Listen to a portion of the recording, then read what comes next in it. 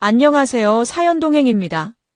세상을 살다 보면 그 누구에게도 꺼내지 못한 이야기가 한둘쯤은 있죠. 이곳은 그런 마음들을 조용히 들어주는 작은 공간입니다. 구독은 공짜지만 그 마음은 참 귀하고 고맙습니다. 구독해주신다면 큰 힘이 될 거예요. 자, 그럼 오늘의 사연 시작합니다. 38, 그 나이에 드디어 결혼식장에 섰습니다. 주변에서는 이제야 장가가냐며 놀리기도 했지만 남편은 개의치 않았죠. 오히려 늦은 만큼 더욱 신중하게 선택했다고 생각했어요. 상대는 피부과에서 상담실장으로 일하는 35살의 여성이었습니다. 이혼 경력이 있다는 건 처음부터 알고 있었어요. 하지만 남편에게 그건 중요하지 않았죠. 과거보다는 앞으로 함께 만들어갈 미래가 더 중요하다고 믿었으니까요. 결혼식 날 신랑 측 하객들은 진심 어린 축하를 보냈습니다. 드디어 정착하는구나, 행복하게 살아라는 덕담들이 쏟아졌죠.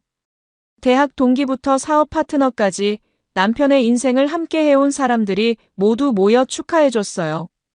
어떤 친구는 야, 너 결혼 안 한다며? 평생 혼자 살 줄 알았다며 진심 어린 농담을 건넸고, 또 다른 친구는 이제 우리도 늙었구나라며 감회에 젖기도 했습니다. 반면 신부 측에서는 조금 다른 분위기가 흘렀어요. 구석구석에서 수군거리는 소리가 들렸습니다. 아내의 친구들과 친척들 사이에서 나지막한 속삭임들이 오갔죠. 다시 시작한다니 쉽지 않았을 텐데. 그래도 용기 있네. 잘 살면 되지 뭐. 이번엔 잘 됐으면 좋겠다. 하객들의 속삭임 속에는 묘한 동정심과 걱정이 섞여 있었습니다. 마치 아내의 과거를 모두 알고 있다는 듯한 조심스러운 시선들이었죠. 하지만 남편은 그런 뒷말들을 애써 무시했어요. 그저 하얀 드레스를 입고 환하게 웃고 있는 아내만 바라봤죠. 웨딩 마치가 흐르는 가운데 버진로드를 걸어오는 아내의 모습은 정말 아름다웠습니다. 그 순간 남편은 속으로 단단히 다짐했습니다. 과거는 중요치 않아. 오늘부터가 진짜 우리의 시작이다. 신혼집은 작지만 아늑한 빌라였어요. 남편은 결혼 전부터 이 집을 준비했습니다. 직접 가구를 고르고 배치하며 새로운 보금자리를 꾸몄죠.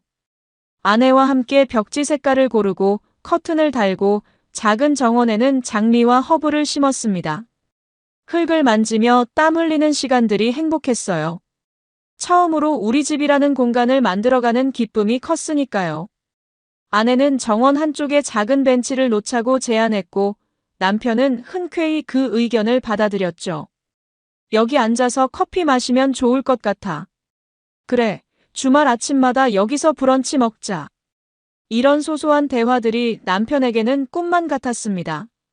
38까지 혼자 살면서 한 번도 경험해보지 못한 감정들이었으니까요. 신혼 초반 몇 달은 정말 꿈 같았습니다. 주말이면 영화관에 가거나 근교로 드라이브를 떠났어요.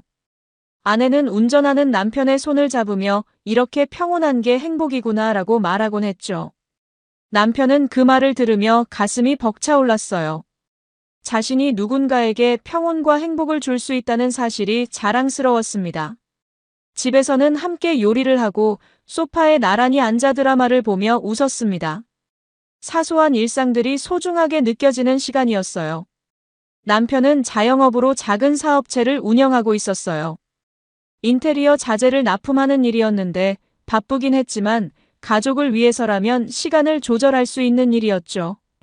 아내 역시 피부과에서 안정적으로 일하며 커리어를 쌓아가고 있었습니다.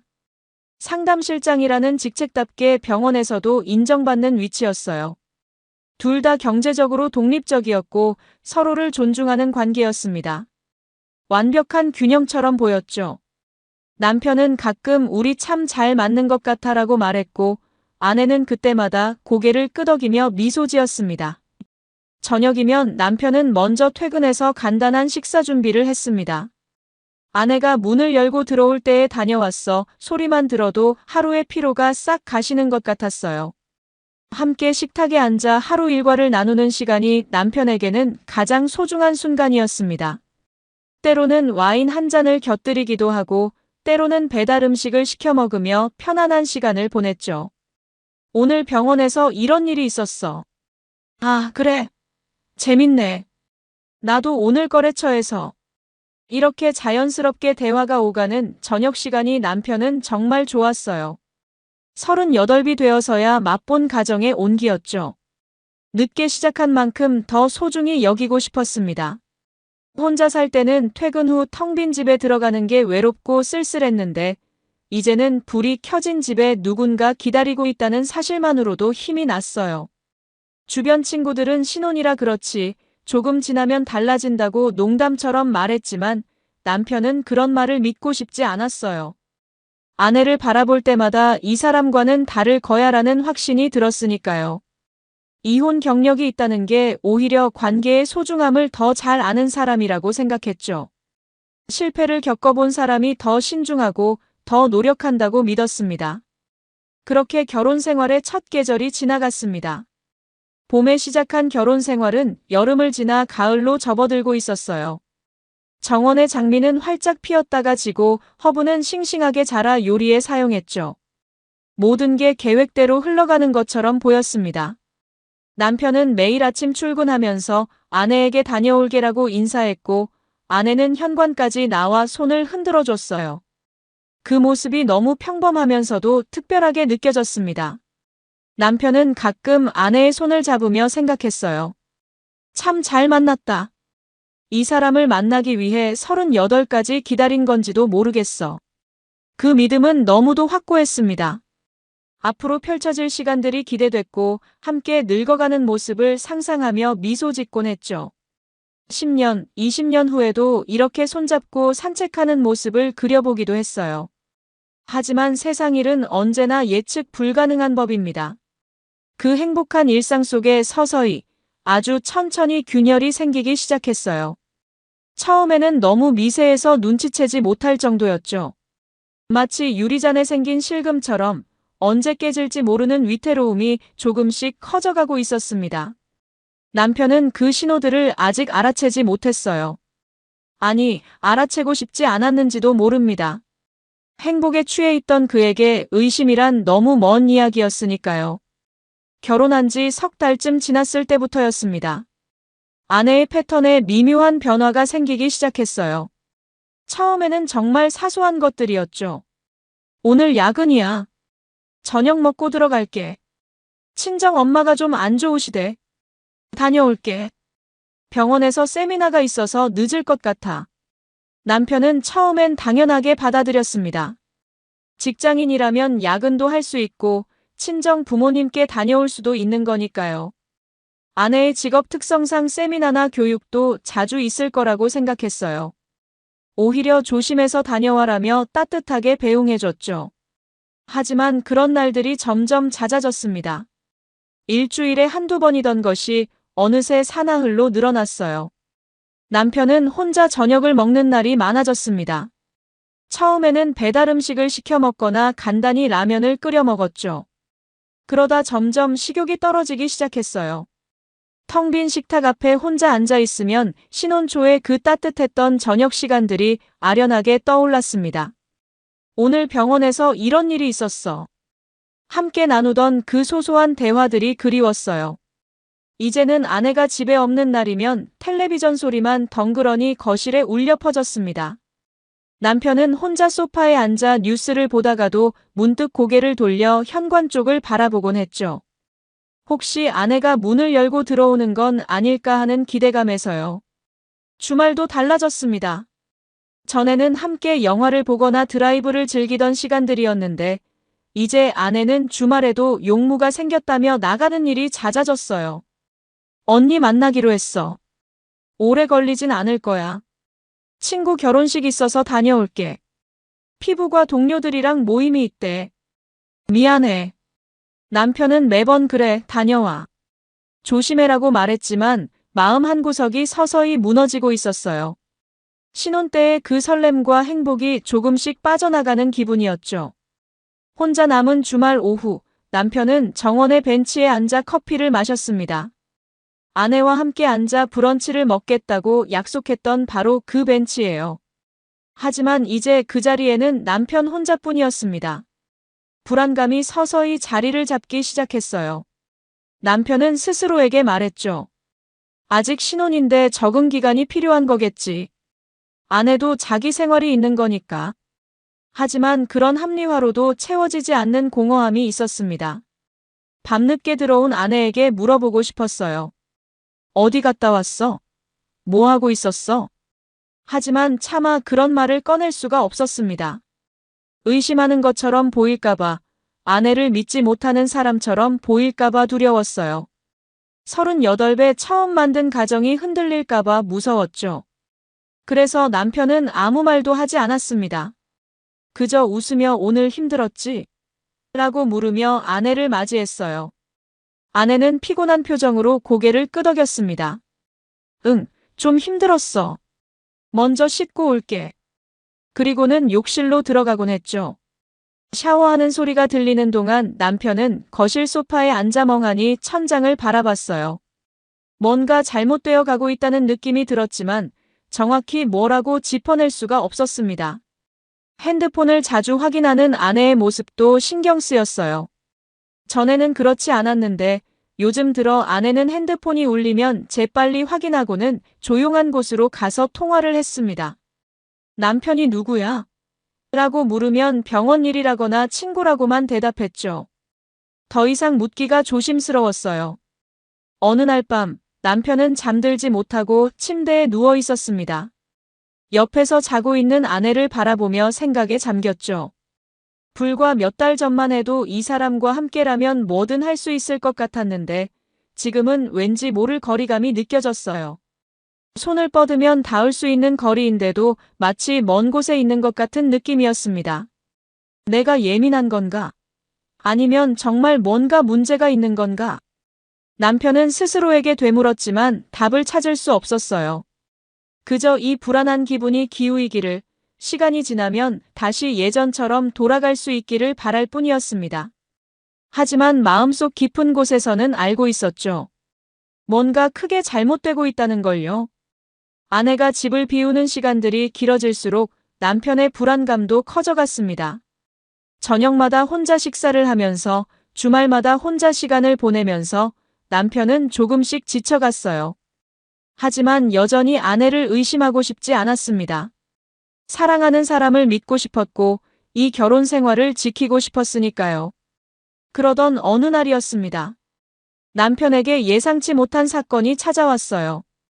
그것은 마치 오랫동안 숨겨져 있던 진실을 드러내기 위한 신호탄 같았습니다. 단순한 교통사고였지만 그 사고가 남편의 인생을 완전히 뒤바꿔 놓을 줄은 그 순간에는 아무도 몰랐죠. 운명의 장난처럼 진실은 가장 예상치 못한 순간의 모습을 드러내기 시작했습니다.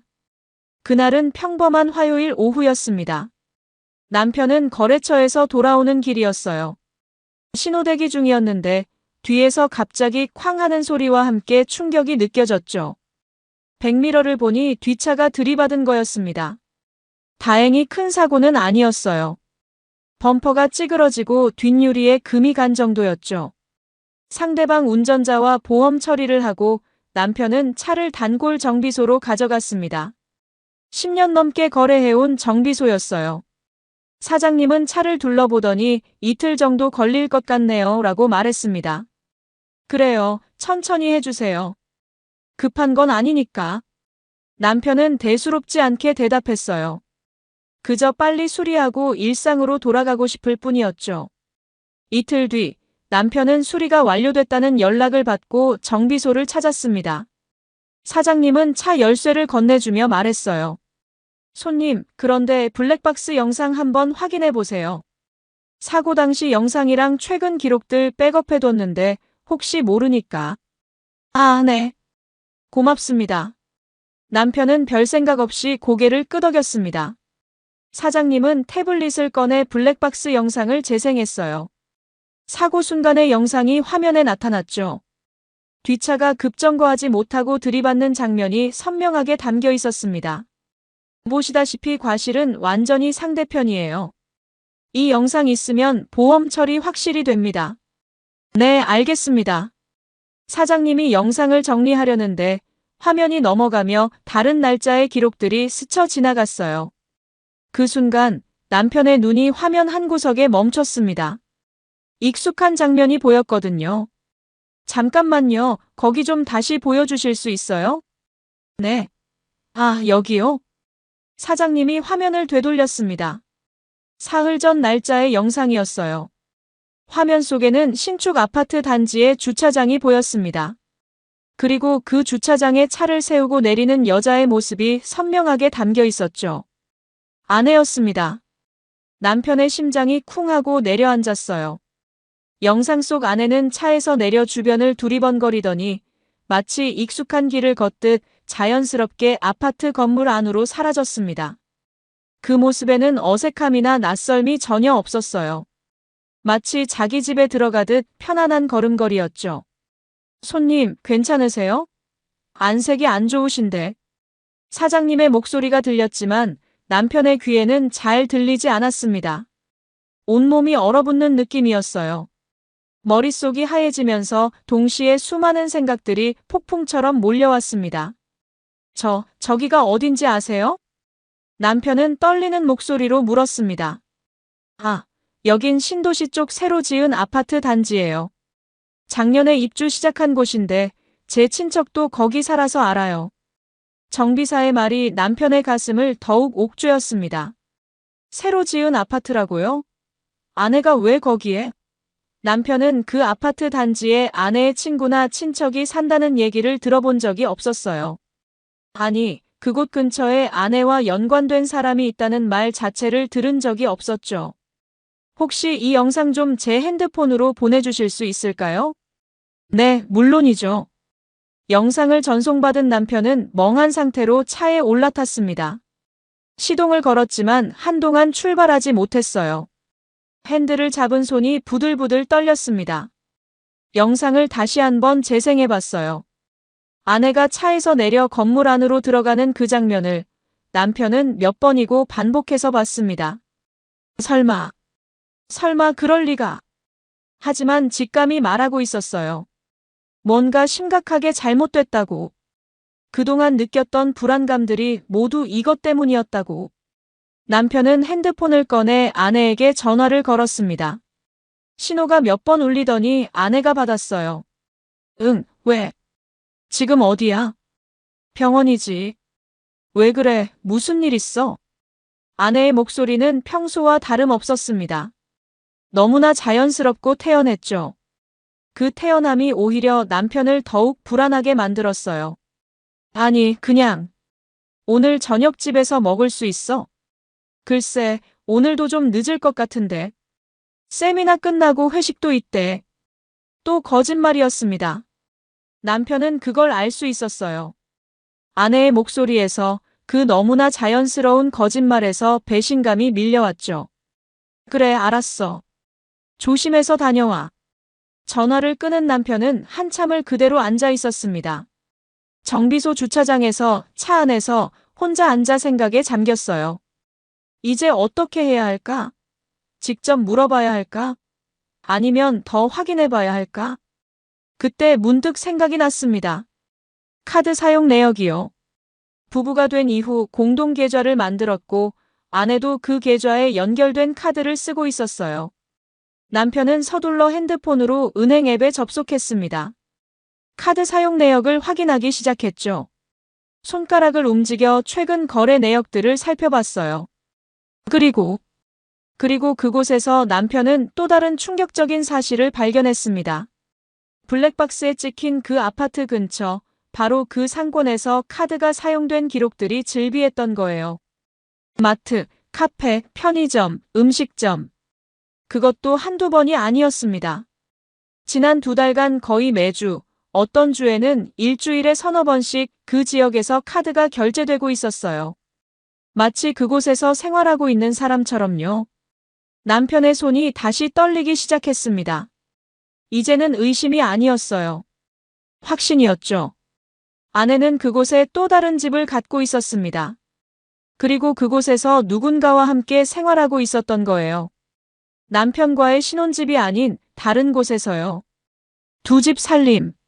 남편의 입에서 중얼거림이 새어나왔습니다. 믿을 수 없었지만 현실이었어요. 결혼한 지 겨우 반년도 안 됐는데 아내는 다른 남자와 집을 꾸리고 있었던 겁니다. 그동안의 모든 거짓말들, 모든 늦은 귀가들, 모든 주말 약속들이 이제야 설명이 됐어요. 남편은 차에서 내려 정비소 앞 인도를 걸었습니다. 다리에 힘이 없어서 비틀거렸죠. 근처 벤치에 주저앉아 고개를 떨구었어요. 하늘이 무너지는 기분이었습니다. 38배 처음 만든 가정, 행복하게 살 거라 믿었던 결혼 생활이 한순간에 무너져 내렸어요. 하지만 남편은 그 자리에서 무너지지 않았습니다. 슬픔과 분노가 교차했지만 동시에 이상하게 머리가 차갑게 식어가는 걸 느꼈어요. 감정적으로 대응해서는 안 된다는 생각이 들었죠. 이제 남편에게 필요한 건 더 많은 증거였습니다. 그리고 정확한 계획이었어요. 남편은 그날 밤 잠을 이룰 수 없었습니다. 옆에서 평온하게 자고 있는 아내를 바라보며 온갖 생각이 머릿속을 휘몰아쳤어요. 불과 몇 시간 전까지만 해도 의심에 불과했던 것들이 이제는 명백한 사실로 다가왔죠. 아내의 잠든 얼굴을 보면서 남편은 소름이 돋았습니다. 저렇게 편안하게 잠들 수 있다는 게 오히려 더 무서웠어요. 다음 날 남편은 회사 일을 조정하고 시간을 냈습니다. 그리고 블랙박스에 찍혔던 그 아파트 단지로 향했어요.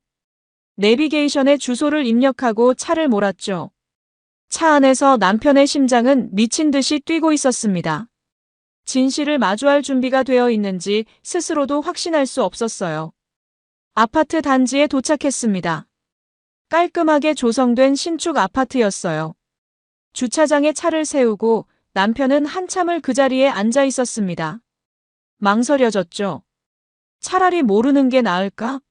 하지만 이미 돌아갈 수는 없었어요. 진실을 마주해야 했습니다. 남편은 차에서 내려 천천히 아파트 단지를 둘러봤습니다. 어느 동일까? 몇 층일까? 단서를 찾으려 했지만 쉽지 않았어요. 그때 문득 카드 사용 내역이 떠올랐습니다. 가장 자주 결제된 곳이 바로 이 단지 앞 편의점이었죠. 남편은 편의점으로 걸어갔습니다. 들어가서 음료수 하나를 집어들고 계산대로 갔어요. 젊은 알바생이 계산을 하고 있었죠. 저기 혹시 여쭤봐도 될까요? 네, 말씀하세요. 남편은 핸드폰을 꺼내 아내의 사진을 보여줬습니다. 결혼식 때 찍은 사진이었어요. 이 사람 혹시 자주 오나요? 알바생은 사진을 들여다봤습니다. 그리고 고개를 끄덕였어요. 아, 네. 자주 오시는데요. 거의 매일 같이 보는 것 같아요. 남편의 심장이 철렁 내려앉았습니다. 매일이라고요? 혹시 혼자 오나요? 알바생은 잠시 생각하더니 대답했습니다. 아니요, 보통 남자분이랑 같이 오시던데요. 부부신가 보다 했어요. 그 순간 남편의 머릿속이 하얘졌습니다. 부부라고요? 남편은 겨우 정신을 차리고 다시 물었어요. 혹시 몇 동에 사는지 아세요? 정확히는 모르는데. 저쪽 방향으로 가시는 걸 봤어요. 300동 쪽인 것 같은데. 남편은 알바생에게 고맙다고 인사하고 편의점을 나왔습니다. 300동 방향으로 걸어가며 주변을 살폈어요. 그런데 이상한 점을 발견했습니다. 주차장 한쪽에 아내의 차가 서 있는 게 보였던 거예요. 남편은 얼어붙었죠. 지금 이 시간 아내는 병원에 있어야 했습니다. 오전 근무 중이라고 했거든요. 하지만 아내의 차는 여기 있었어요. 남편은 천천히 차에 다가갔습니다. 틀림없었어요. 번호판도 범퍼에 난 작은 흠집도 모두 아내의 차가 맞았습니다. 남편은 주변을 둘러봤습니다. 그리고 300동 입구 쪽으로 걸어갔어요. 로비에 들어서자 택배함들이 보였죠. 남편은 택배함의 이름표들을 하나하나 확인하기 시작했습니다. 301호, 302호, 303호. 그리고 307호에서 남편의 손이 멈췄습니다. 거기에는 낯선 남자 이름이 적혀 있었어요. 하지만 그 옆에 작게 적힌 글씨를 보고 남편은 숨이 멎는 줄 알았습니다. 아내의 이름이었죠. 마치 진짜 부부처럼 나란히 이름이 적혀 있었습니다. 남편은 그 자리에서 한참을 서 있었습니다. 다리가 휘청거렸어요. 벽에 기대지 않았다면 그대로 주저앉았을 거예요. 이제 의심의 여지가 없었습니다. 아내는 다른 남자와 여기서 함께 살고 있었어요. 결혼한 남편이 있는데도, 신혼집이 있는데도 아내는 이곳에서 또 다른 생활을 하고 있었던 겁니다. 남편은 엘리베이터를 타고 3층으로 올라갔습니다. 복도를 걸어 307호 앞에 섰어요. 문 앞에 서자 안에서 희미하게 소리가 들렸습니다. 텔레비전 소리였죠. 누군가 집에 있었어요. 초인종을 눌러볼까 하다가 멈췄습니다. 아니에요. 지금 당장 마주칠 준비가 안 됐어요. 남편은 한 발 물러섰습니다. 그리고 복도 구석에 몸을 숨긴 채 기다리기로 했죠. 얼마나 기다렸을까요? 1시간쯤 지났을 때 문이 열리는 소리가 들렸습니다. 남편은 숨을 죽이고 지켜봤어요. 문에서 한 남자가 나왔습니다. 30대 후반으로 보이는 평범한 차림의 남자였죠. 그리고 그 뒤를 아내가 따라 나왔어요. 다녀올게. 저녁 뭐 먹고 싶어? 아내가 남자에게 말했습니다. 그 목소리는 너무나 자연스럽고 다정했어요. 마치 진짜 부부 같았죠. 남자는 웃으며 대답했습니다. 아무거나, 내가 해주는 건 다 맛있어. 아내가 남자의 팔을 살짝 쳤습니다. 장난스럽게요. 그리고 둘은 엘리베이터를 타고 내려갔어요. 남편은 그 모습을 보며 온몸이 굳어버렸습니다. 분노가 치밀어 올랐지만 동시에 깊은 슬픔이 가슴을 짓눌렀어요. 저게 진짜 아내의 모습인가? 자신과 함께 있을 때와는 전혀 다른, 너무나 편안하고 행복해 보이는 그 모습이 진짜란 말인가? 남편은 서둘러 계단으로 내려갔습니다. 아내와 그 남자가 주차장으로 향하는 걸 멀리서 지켜봤어요. 아내의 차에 함께 타는 모습이 보였죠. 그리고 차는 천천히 주차장을 빠져나갔습니다. 남편은 자신의 차로 돌아와 운전석에 앉았습니다. 핸들을 잡은 채 고개를 숙였어요. 눈물이 날 것 같았지만 참았습니다. 우는 건 나중 일이었어요. 지금은 냉정해져야 했죠. 핸드폰을 꺼내 사진을 찍기 시작했습니다.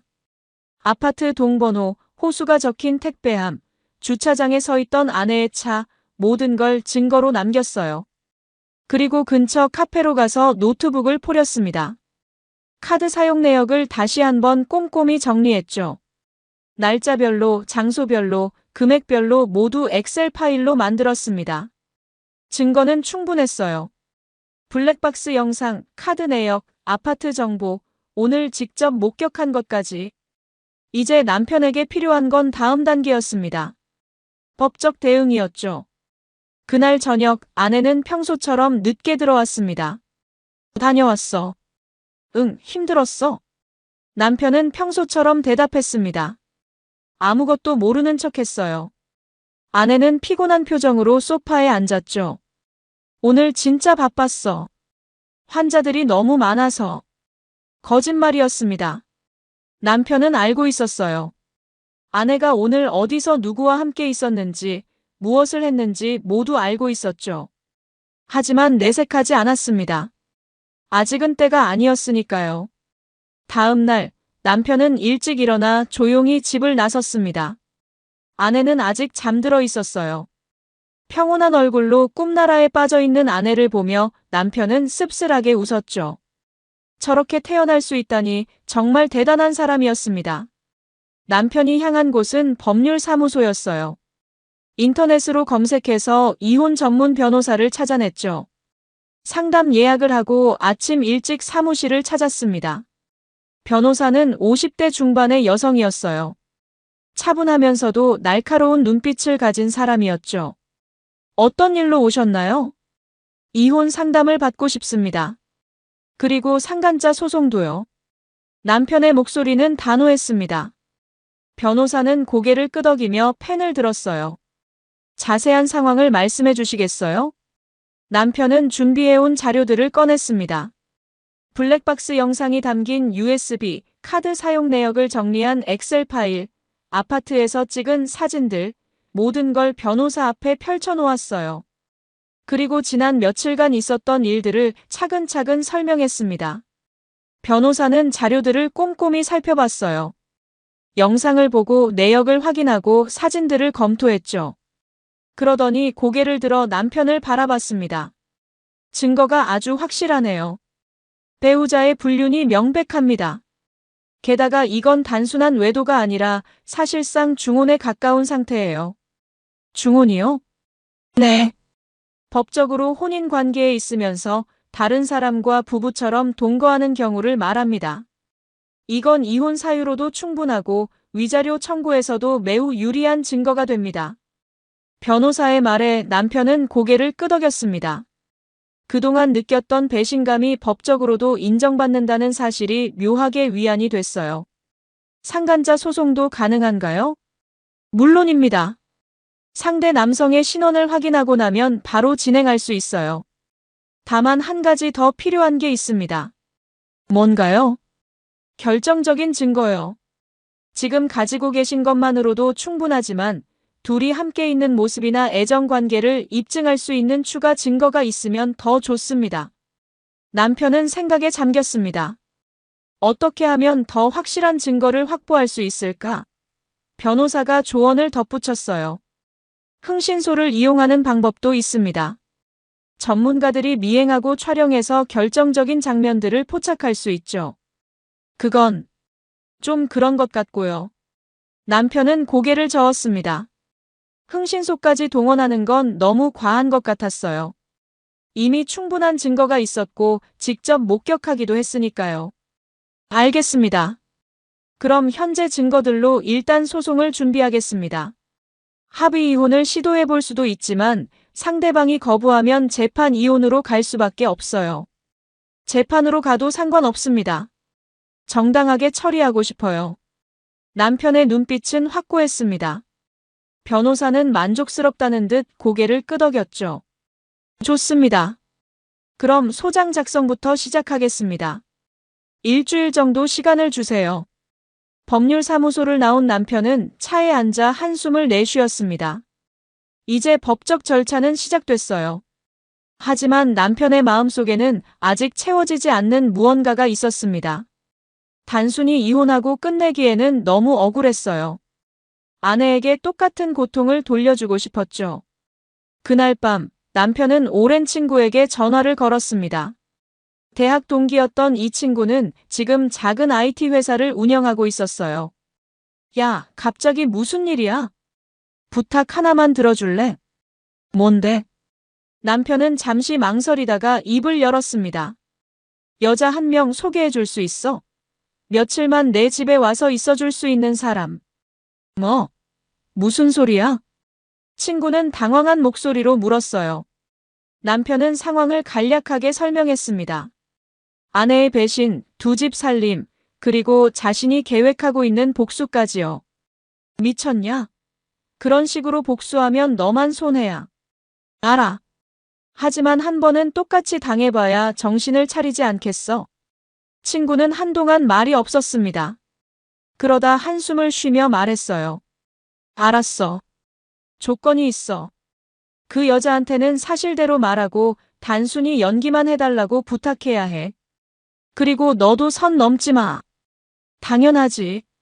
나는 아내처럼 진짜로 바람 피울 생각 없어. 그냥 보여주기만 하면 돼. 이틀 뒤 친구가 소개해준 여성을 만났습니다. 회사에서 일하는 20대 후반의 여성이었어요. 남편은 정직하게 상황을 설명했죠. 제 아내가 바람을 피우고 있어요. 저는 그걸 똑같이 돌려주고 싶습니다. 며칠만 제 집에 와 계셔 주실 수 있나요? 물론 아무 일도 일어나지 않을 거예요. 그냥 있는 것처럼만 보이면 됩니다. 여성은 잠시 생각하더니 고개를 끄덕였어요. 흥미롭네요. 도와드릴게요. 대신 조건이 있어요. 뭔가요? 나중에 이게 법적 문제가 되면 증언해드릴게요. 실제로는 아무 일도 없었다고요. 고맙습니다. 그거면 충분해요. 남편은 여성과 구체적인 계획을 짰습니다. 아내가 집을 비우는 날을 택해서 그날 여성이 집에 와 있기로 했죠. 그리고 아내가 돌아올 시간에 맞춰 거실에서 자연스럽게 대화하는 모습을 보여주기로 했어요. 며칠 뒤, 그날이 왔습니다. 아내는 아침 일찍 오늘 친정 엄마 병원 모시고 가야 해라며 집을 나섰어요. 또 거짓말이었죠. 남편은 알고 있었습니다. 아내가 어디로 가는지, 누구와 만나는지 모두 알고 있었어요. 아내가 나간 지 1시간 뒤, 그 여성이 집에 왔습니다.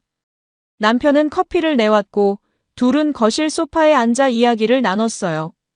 실제로는 그저 일상적인 대화였죠. 날씨 얘기, 회사 얘기, 별것 아닌 이야기들이었습니다. 시간이 흘러 저녁 무렵이 됐습니다. 남편은 핸드폰으로 아내의 위치를 확인했어요. 아내가 집으로 오고 있었죠. 예상보다 일찍이었습니다. 곧 올 것 같아요. 준비하세요. 알겠어요. 여성은 고개를 끄덕였습니다. 두 사람은 소파에 나란히 앉아 텔레비전을 보는 척했어요. 남편의 심장이 빠르게 뛰기 시작했습니다. 긴장됐죠. 하지만 동시에 묘한 기대감도 들었어요. 드디어 아내에게 똑같은 배신감을 돌려줄 수 있다는 생각에요. 현관문이 열리는 소리가 들렸습니다. 현관문이 열리는 소리와 함께 아내의 목소리가 들려왔습니다. 다녀왔어. 평소처럼 자연스러운 목소리였어요. 하지만 거실로 들어서는 순간 아내의 발걸음이 멈췄죠. 눈앞의 광경을 본 아내의 얼굴이 순식간에 굳어졌습니다. 소파에는 남편과 낯선 여자가 나란히 앉아 있었어요. 텔레비전을 보며 편안하게 웃고 있는 모습이었죠. 거실 테이블에는 와인잔 2개가 놓여 있었고 분위기는 묘하게 친밀해 보였습니다.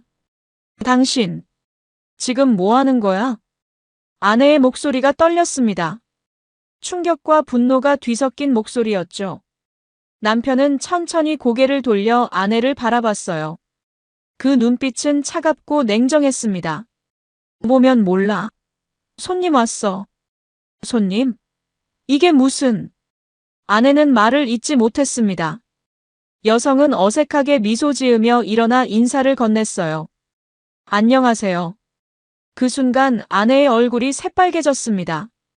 분노로 온몸이 떨리기 시작했죠. 가방을 바닥에 내팽개치며 소리쳤어요. 당신 미쳤어? 결혼해놓고 다른 여자를 집에 들이다니. 남편은 여유롭게 소파에 기댄 채 대답했습니다. 왜? 내가 한 짓을 내가 보여주는 것뿐인데. 뭐? 아내의 얼굴에서 핏기가 싹 빠졌습니다. 남편의 말뜻을 단번에 알아챈 거죠. 남편은 천천히 일어나 아내 앞으로 다가갔어요.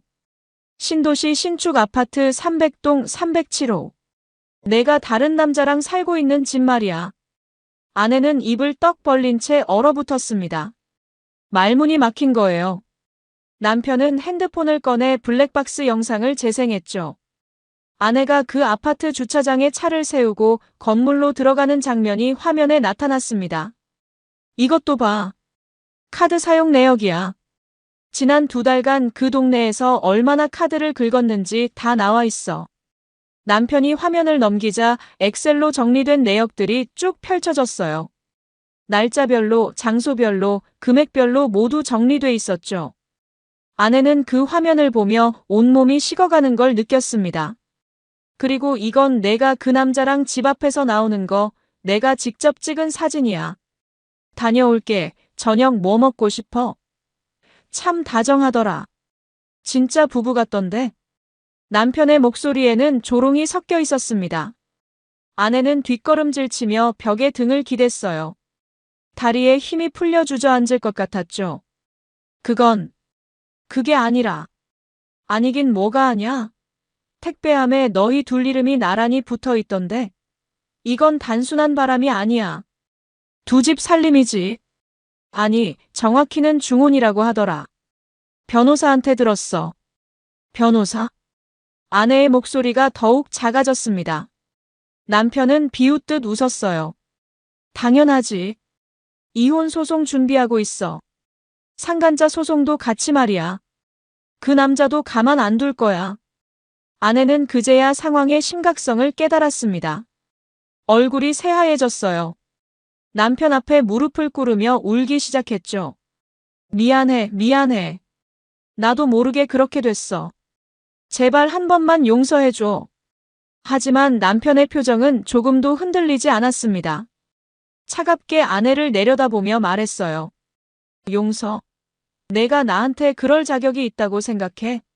결혼하고 반년도 안 돼서 다른 남자랑 집 꾸리고 살면서. 정말 미안해. 다시는 안 그럴게. 기회를 줘, 제발. 아내는 남편의 바지를 붙잡고 매달렸습니다. 하지만 남편은 그 손을 뿌리쳤어요. 됐어. 이제 와서 빌어봤자 소용없어. 난 이미 결정했거든. 이혼할 거야. 그리고 내가 한 짓에 대한 대가를 치르게 할 거고. 남편은 여성에게 고개를 돌렸습니다. 미안해요. 오늘은 이만 가보세요. 수고했어요. 여성은 조용히 고개를 끄덕이고 현관으로 향했어요. 아내는 그 모습을 보며 절규했죠. 저 여자는 뭐야? 당신도 바람 피운 거 아니야? 남편은 비웃으며 대답했습니다. 안심해. 아무 일도 없었어. 난 너처럼 실제로 바람 피운 게 아니거든. 그냥 너한테 똑같은 기분 맛보게 해주려고 한 거야. 어때? 내가 다른 여자 봤을 때 내 기분이 어땠을 것 같아? 아내는 말문이 막혔습니다. 그제야 깨달았죠. 남편이 얼마나 계획적으로 이 모든 걸 준비했는지, 얼마나 큰 배신감을 느꼈을지를요. 이제 알겠어. 내가 얼마나 고통스러웠는지. 내가 집에 없는 날마다 혼자 저녁 먹으면서 얼마나 외로웠는지. 내가 거짓말할 때마다 얼마나 가슴이 아팠는지. 남편의 목소리에는 억눌렸던 감정들이 터져나왔습니다. 분노, 슬픔, 배신감, 모든 감정이 뒤섞여 있었어요. 아내는 바닥에 주저앉아 울었습니다. 하지만 남편은 더 이상 그 눈물에 흔들리지 않았어요. 이미 마음을 단단히 먹었으니까요. 침싸. 내일까지 나가. 당신. 합의 이혼 서류 준비해둘게. 순순히 응하는 게 너한테도 좋을 거야. 안 그러면 재판에서 다 밝혀질 테니까. 내가 얼마나 치밀하게 이중생활을 했는지, 그 남자와 어떻게 살았는지 다 법정에 나올 거야. 남편의 말에 아내는 완전히 무너졌습니다. 법정에 서게 되면 모든 게 공개될 거예요. 가족들도 알게 되고 직장에도 소문이 날 거였죠. 아내는 떨리는 목소리로 물었습니다. 합의하면 조용히 끝낼 수 있어? 내 조건을 받아들이면 그렇게 해줄 수도 있지. 조건이 뭔데? 남편은 차갑게 웃었습니다. 첫째, 재산 분할은 3대7로 내가 가져간다. 둘째, 위자료 5천만 원.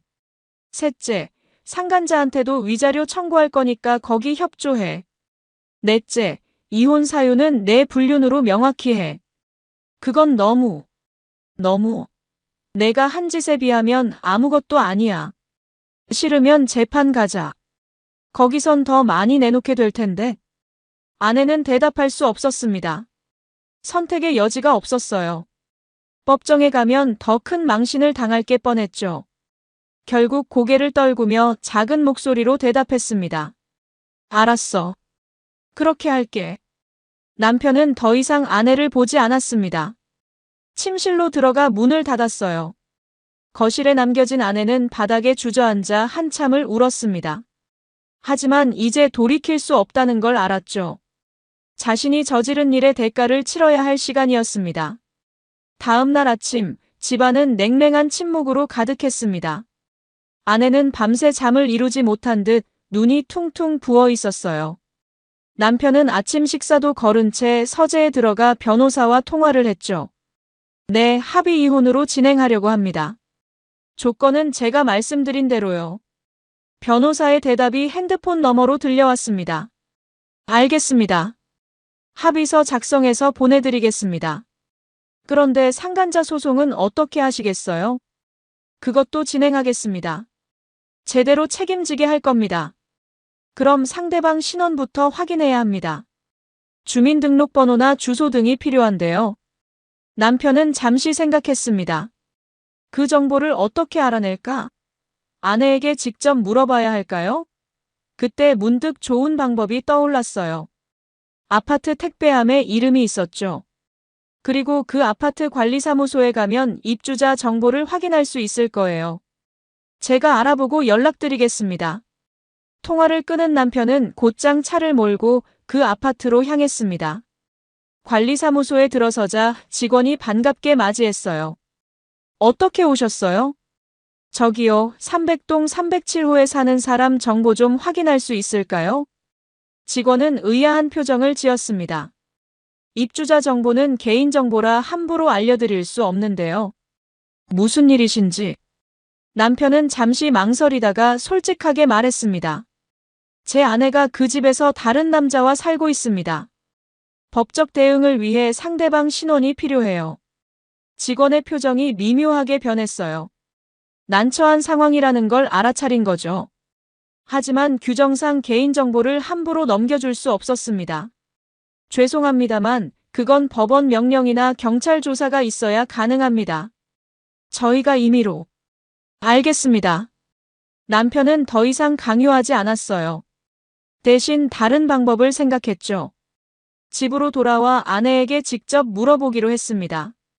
집에 도착하니 아내는 거실 소파에 멍하니 앉아 있었어요. 남편이 들어서자 고개를 들었지만 눈을 마주치지는 못했죠. 그 남자 신원 정보 알려줘. 이름, 주민번호, 연락처. 남편의 목소리는 차갑고 단호했습니다. 아내는 고개를 떨구며 대답했어요. 왜 그걸? 상간자 소송 걸어야 하니까. 빨리 말해. 아내는 한참을 망설이다가 떨리는 목소리로 말했습니다. 김태준. 39살. 그리고 주민번호와 핸드폰 번호까지 불러줬어요. 남편은 그것들을 메모했죠. 아내가 조심스럽게 물었습니다. 꼭 소송까지 해야 해? 이혼만 하면 안 돼? 안 돼. 내가 한 짓이 얼마나 잘못된 건지 똑똑히 알려줘야지. 그 남자도 마찬가지고. 남편은 냉정하게 대답했습니다. 아내는 더 이상 아무 말도 하지 못했어요. 이미 모든 걸 포기한 표정이었죠. 일주일 뒤 합의 이혼 서류가 완성됐습니다. 변호사 사무실에서 남편과 아내는 마주 앉았어요. 변호사가 서류를 펼쳐놓으며 설명했습니다. 재산 분할은 남편 70%, 부인 30%로 합의됐습니다. 위자료는 5천만 원이고요. 이혼 사유는 부인의 부정행위로 명시됩니다. 아내는 서류를 보며 입술을 깨물었어요. 억울하다는 표정이었지만 뭐라 항변할 수도 없었죠. 자신이 저지른 일의 결과였으니까요. 서명하시면 됩니다. 변호사가 펜을 건넸습니다. 아내는 떨리는 손으로 펜을 잡았어요. 서명란에 이름을 쓰는 순간 눈물이 뚝 떨어졌죠.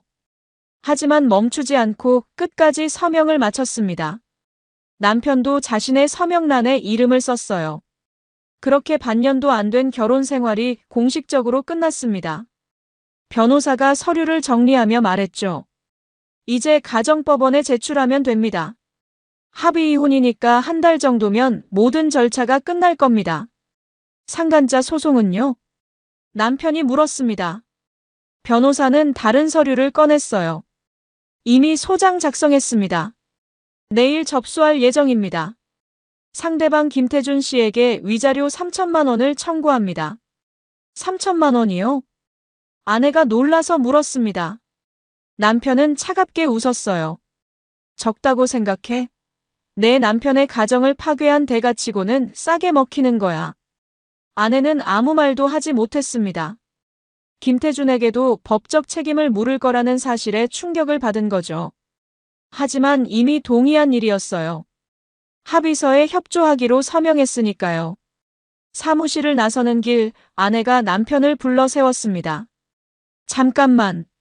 남편은 멈춰서서 뒤돌아봤어요. 아내는 눈물을 흘리며 말했죠. 정말 미안해. 나도 왜 그랬는지 모르겠어. 정신 차려보니 이렇게 됐어. 이제 와서 그런 말 해봤자 소용없어. 이미 다 끝났으니까. 그래도 한 번만 용서해 줄 수는 없어. 남편은 고개를 저었습니다. 용서? 내가 나한테 한 짓을 생각해봐. 결혼하고 얼마나 됐다고 다른 남자랑 집 차리고 살았어. 그게 용서받을 일이야? 나도 잘못한 건 알아. 하지만 됐어. 이제 그만해. 우리 다시는 볼 일 없을 거야. 남편은 더 이상 듣고 싶지 않다는 듯 돌아섰습니다. 아내는 그 뒷모습을 바라보며 주저앉았어요.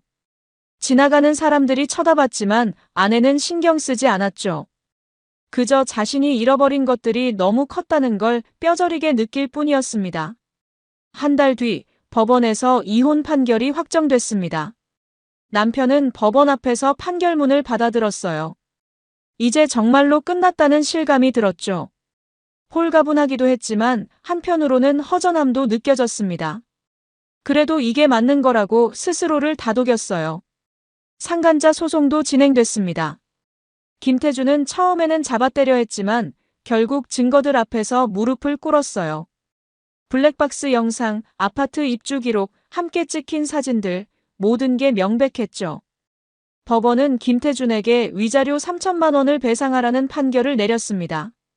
판결이 나던 날 남편은 법원 복도에서 김태준을 마주쳤어요. 김태준은 고개를 숙인 채 지나가려 했지만 남편이 그를 불러 세웠습니다. 잠깐. 김태준이 멈춰 섰습니다. 남편은 그의 얼굴을 똑바로 바라보며 말했어요. 남의 가정 파괴한 대가가 이 정도야. 앞으로는 조심해서 살아. 김태준은 아무 말도 하지 못했습니다. 그저 고개만 숙인 채 재빨리 자리를 떠났죠. 남편은 그 뒷모습을 보며 씁쓸하게 웃었습니다.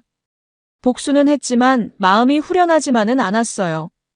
잃어버린 시간과 믿음은 돌아오지 않았으니까요. 모든 법적 절차가 끝나고 석 달이 지났습니다. 남편은 다시 혼자가 됐어요. 신혼집이었던 그 빌라에서 혼자 살기 시작했죠. 처음에는 집안 곳곳에서 아내의 흔적이 보여 괴로웠습니다. 함께 골랐던 커튼, 함께 심었던 정원의 꽃들, 모든 게 상처처럼 다가왔어요. 하지만 시간은 흘렀고 남편도 조금씩 일상을 되찾아갔습니다. 사업에 더 집중했고 오랜만에 친구들도 만났어요. 운동도 시작했죠. 혼자 사는 게 외롭긴 했지만 거짓말과 배신 속에서 사는 것보다는 훨씬 나았습니다. 어느 가을날 저녁이었습니다. 남편은 집 근처 카페에서 커피를 마시고 있었어요. 창밖으로 단풍이 든 거리가 보였죠. 멍하니 풍경을 바라보고 있는데 누군가 카페 문을 열고 들어왔습니다. 남편은 무심코 그쪽을 바라봤다가 깜짝 놀랐어요. 아내였습니다. 아니, 이제는 전 아내라고 해야겠죠. 몇 달 만에 보는 모습이었는데 완전히 달라져 있었어요. 한때 화려하고 당당했던 모습은 온데간데 없었습니다. 머리는 푸석푸석했고 얼굴에는 생기가 없었어요. 옷차림도 초라했죠. 마치 몇 년은 늙어 보이는 모습이었습니다. 아내도 남편을 발견했는지 발걸음을 멈췄어요. 잠시 망설이던 아내가 천천히 남편에게 다가왔습니다. 남편은 자리에서 일어나려 했지만 아내가 급히 말했어요. 잠깐만 부탁이야. 딱 1분만. 남편은 자리에 앉은 채 차갑게 바라봤습니다. 아내는 그 앞에 서서 떨리는 목소리로 말하기 시작했죠. 나 김태준이랑 헤어졌어. 남편은 아무 대답도 하지 않았습니다. 그저 무표정하게 아내를 바라볼 뿐이었어요. 아내는 계속 말을 이었습니다. 소송 끝나고 얼마 안 돼서 걔가 날 버렸어. 위자료 내느라 힘들다고, 이제 끝났다고. 아내의 목소리가 점점 작아졌습니다. 눈가에 눈물이 맺혔어요. 직장도 잃었어. 소문이 퍼져서. 견딜 수가 없었어. 결국 그만뒀지. 남편은 여전히 말이 없었습니다. 아내는 무릎을 꿇고 남편 앞에 주저앉았어요. 카페 안 사람들이 쳐다봤지만 아내는 개의치 않았죠. 제발. 한 번만 다시 기회를 줘. 내가 정말 잘못했어. 이제야 깨달았어. 당신이 얼마나 소중한 사람이었는지. 아내는 울부짖으며 남편의 바지를 붙잡았습니다. 하지만 남편은 그 손을 차갑게 뿌리쳤어요. 그리고 천천히 일어섰습니다. 늦었어. 당신. 이제 와서 후회해봤자 소용없어.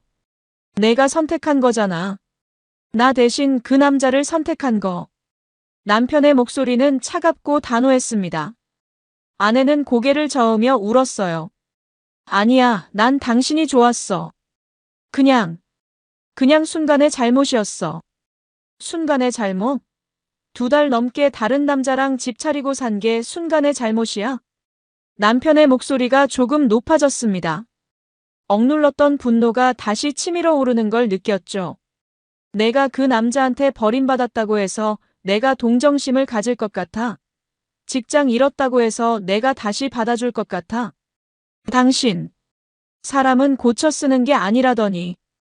그 말이 맞더군. 남편은 지갑을 꺼내 테이블에 돈을 올려놓았습니다. 그리고 아내를 마지막으로 내려다보며 말했어요. 이제 다시는 내 앞에 나타나지 마. 내 인생은 내가 알아서 살아. 남편은 더 이상 뒤돌아보지 않고 카페를 나섰습니다. 뒤에서 아내의 울음소리가 들렸지만 발걸음을 멈추지 않았어요. 카페 밖으로 나오자 차가운 가을바람이 얼굴을 스쳤죠. 그 바람이 오히려 상쾌하게 느껴졌습니다. 남편은 천천히 집으로 걸어갔어요. 걸으면서 지난 일들을 되돌아봤습니다. 38배 시작한 첫 결혼, 행복했던 신혼의 순간들, 그리고 그 모든 게 거짓이었다는 충격, 배신의 아픔, 복수의 과정들. 힘든 시간이었지만 이제는 정말로 끝났다는 확신이 들었어요. 집에 도착해서 정원을 바라봤습니다. 아내와 함께 심었던 장미는 이미 시들어 있었어요. 남편은 그것들을 뽑아내기로 했죠. 새로운 시작을 위해서는 과거의 흔적들을 정리해야 했으니까요. 장미를 뽑아내고 그 자리에 새로운 꽃을 심었습니다. 국화였어요. 가을에 피는 꽃이죠. 흙을 만지며 남편은 생각했습니다. 다시 시작할 수 있을까? 또다시 누군가를 믿을 수 있을까? 쉽지 않을 거예요. 한번 배신당한 마음은 쉽게 회복되지 않죠. 하지만 그렇다고 평생 혼자 살 수는 없는 일이었습니다. 언젠가는 다시 믿을 수 있는 사람을 만나게 될 거라고 남편은 스스로를 다독였어요. 그날 밤, 남편은 오랜만에 편안하게 잠들었습니다. 악몽도 꾸지 않았어요. 아침에 눈을 떴을 때 창밖으로 햇살이 들어왔죠. 새로운 하루가 시작되고 있었습니다. 여러분, 오늘 사연 어떻게 들으셨나요? 지금 이 순간 무슨 생각이 드셨는지도 궁금합니다. 여러분의 소중한 생각을 댓글로 남겨주세요. 지금까지 사연동행이었습니다. 함께 해주신 모든 분들께 진심으로 마음 깊이 감사드립니다. 방송 끝나기 전에 혹시 아직 구독과 좋아요 안 누르셨다면 그 한 번의 클릭이 이 채널을 계속 이어가게 하는 큰 힘이 된답니다. 다음 사연에서 다시 인사드릴게요. 여러분 평안하세요.